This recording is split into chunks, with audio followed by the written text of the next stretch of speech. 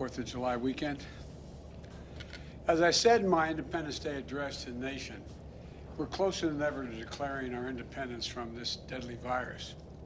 Today, after receiving a briefing from my entire COVID-19 team, I'm proud to announce that we're getting even closer. Because of our wartime effort to administer 300 million shots in arms in just 150 days. More than 182 million Americans have received at least one shot, including nearly 90% of seniors and 70% of adults over the age of 27. By the end of this week, we'll have reached the mark of 160 million fully vaccinated Americans, and that's a goal I set in March that I'm thrilled we're going to hit just a few days after July the 4th. So we will have 160 million fully vaccinated Americans, up from roughly 3 million when we took office 5 months ago. We see why it matters. COVID-19 cases and deaths are down by 90% since January. Millions of fully vaccinated Americans are getting back to living their lives as they did before. Businesses are reopening and hiring and rehiring. And projected economic growth is the highest it's been. Projected growth is the highest it's been in 4 decades. And the bottom line is the virus is on the run and America is coming back. We're coming back together. This is one of the greatest achievements in American history, and you, the American people, made it happen. But our fight against this virus is not over. Right now, as I speak to you, millions of Americans are still unvaccinated and unprotected. And because of that, their communities are at risk, their friends are at risk, the people that they care about are at risk. This is an even bigger concern because of the Delta variant. In today's briefing, we discussed how the Delta variant is already responsible for half of all cases in many parts of this country. It's more easily transmissible, potentially more dangerous. And it should be because of reconsideration. And look, let me put it another way. It seems to me it should cause everybody to think twice. And it should cause reconsideration, especially young people who may have thought that they didn't have to be vaccinated, didn't have to worry about it, and didn't have to do anything about it up to now. But the good news is that our vaccinations are highly effective. Fully vaccinated Americans have a high degree of protection, including against this Delta variant. Study after study after study has shown that since early May, virtually every COVID-19 hospitalization and death in the United States has been among the unvaccinated. So if you're vaccinated, you're protected. But if you're unvaccinated, you're not.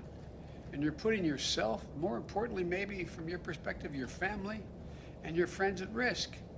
So please get vaccinated now.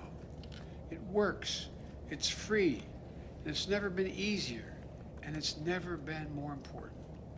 Do it now, for yourself and the people you care about, for your neighborhood, for your country. It sounds corny, but it's a patriotic thing to do. In today's briefing, we discussed how our administration is going to devote the remainder of the summer to a special focus on 5 ways to make gains in getting those of you who are unvaccinated vaccinated. Because here's the deal. We are continuing to wind down the mass vaccination sites that did so much in the spring to rapidly vaccinate those eager to get their first shot and their second shot, for that matter, if they needed a second. Now we need to go to community by community, neighborhood by neighborhood, and oftentimes door to door, literally knocking on doors to get help to the remaining people protected from the virus. Look, equity, equality, it remains at the heart of our responsibility of ensuring the communities that are the hardest hit by the virus have the information and the access to get vaccinated. So, as we shift from these centralized mass vaccination sites where we're doing thousands of people a day, we're going to put even more emphasis on getting vaccinated in your community, close to home, conveniently, and a location you're already familiar with. First thing we're going to do, this includes 42,000 local pharmacies where folks with questions can talk to the pharmacists they know and already have dealt with. These locations overwhelmingly allow you to walk in without an appointment, get the vaccination, when you're picking up your prescription or just going in to get toothpaste or something else you need from a drugstore. Second, my team is going to place renewed emphasis on getting the vaccines to more and more family doctors and healthcare providers, so more Americans can get the shot at their doctor's office from the folks that they know and they trust the most. Third thing we're going to do, we're going to step up efforts to get vaccines to your family doctors and other doctors who serve younger people, so that adolescents ages 12 to 18 can get vaccinated, and as they go for back-to-school checkups or getting ready for the physicals they need for fall sports. Fourth, we're also intensifying our efforts to meet people where they are, outside of their neighborhoods, pharmacies, and doctor's offices. This includes continuing to work with employers to make vaccination shots available at work, on the work site if possible, or give their employees paid time off to get vaccinated in a nearby facility. And fifth and finally, we're sending out more mobile clinic units out there to help people at special events, summer festivals, sporting events, as well as places of worship wherever we can find people gathered. In addition to these initiatives to continue to vaccinate the unvaccinated, we're stepping up our preparations to respond to the outbreaks we're going to see among the unvaccinated. For that, we're mobilizing what I'm calling COVID-19 surge response teams. These teams are made up of experts from FEMA, the Federal Emergency Management Agency, CDC, the Center for Disease Control and Prevention, and elsewhere across our government, other groups. And they're going to help states that have particular problems prevent, detect, and respond to the spread of the Delta variant among unvaccinated people in communities with low vaccination rates. And some states have very low vaccination rates.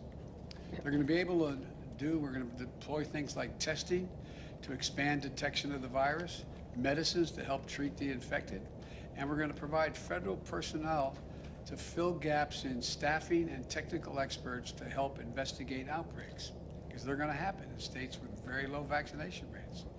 The bottom line is my administration is doing everything it can to lead a whole of government response at the federal, state, and local levels to defeat the pandemic. But we need everyone to do their part. Millions of Americans have already done that. We have to keep it up, though. We have to keep it up till we're finished. Let me close with this. We are emerging from one of the darkest years in our nation's history into a summer of hope and joy, hopefully. Think about where you were last year, where you are today, what you were able to do last year at this time and do today. It's a year of hard-fought progress. We can't get complacent now. The best thing you can do to protect yourself and your family and the people you care about the most is get vaccinated. The best things the community can do to protect themselves is to increase vaccination rates. You can do this. You can do this. Let's finish the job. Finish it together. God bless you all, and please, please get vaccinated. It makes a big difference. As I said, it's a patriotic thing to do. May God protect our troops. Thank you. Mr. President, on the latest ransomware attack, can you tell us if you believe that rises to the level of U.S. retaliation? I can tell you a couple things. I received an update from a national security team this morning. It appears to have caused minimal damage to U.S. businesses, but we're still gathering information to the full extent of the attack, and I'm going to have more to say about this in the next several days. We're getting more detail and information, but that's what I can tell you now, and I feel good about our ability to... Mr. President, is Putin testing you, sir? Mr. President, you speak twice about the Delta variant. What do you mean by that? Would you reconsider your airstrike policy? Okay.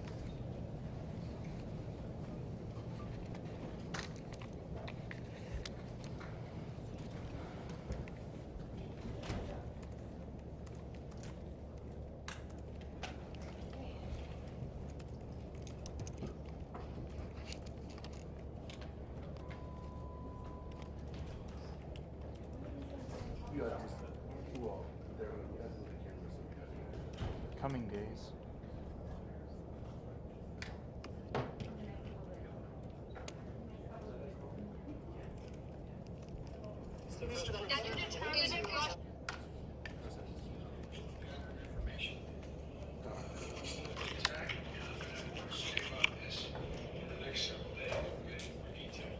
In the next several days.